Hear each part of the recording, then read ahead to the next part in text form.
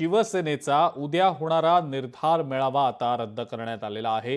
राज्यातल्या अतिवृष्टीच्या आणि जलप्रलयाच्या परिस्थितीमुळे शिवसेनेनं हा निर्णय घेतलेला आहे। उपमुख्यमंत्री एकनाथ शिंदे यांनी सर्वांना अतिवृष्टी बाधित भागांमध्ये जाण्याच्या सूचना दिलेल्या आहेत।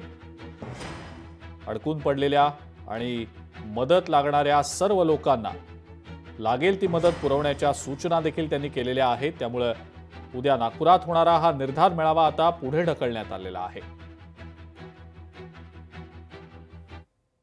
आताच माननीय एकनाथजी शिंदे साहेबांचा मला निरोप आलेला आहे की उद्या सर्व मंत्र्यांनी वेगवेगळ्या जिल्ह्यामध्ये जे पाऊस झालेला आहे त्याच्यामुळे जे शेतकऱ्यांचं नुकसान झालेलं आहे तर सर्व शेतकऱ्यांच्या नुकसानाची पाहणी करावी आणि प्रत्येक मंत्र्यांनी वेगवेगळ्या जिल्ह्यात जाऊन शेती पिकाची पाहणी करावी अशा पद्धतीचे निर्देश आत्ताच मला 5 मिनिटांपूर्वी प्राप्त झालेले आहे। त्यामुळे उद्या सुरेश भट्ट येथील सभागृहातील वेळ आता ती कार्यक्रम आता पुढे ढकलण्यात आलेला आहे। लोकशाही मराठी ऐका, पहा, जागरूक रहा।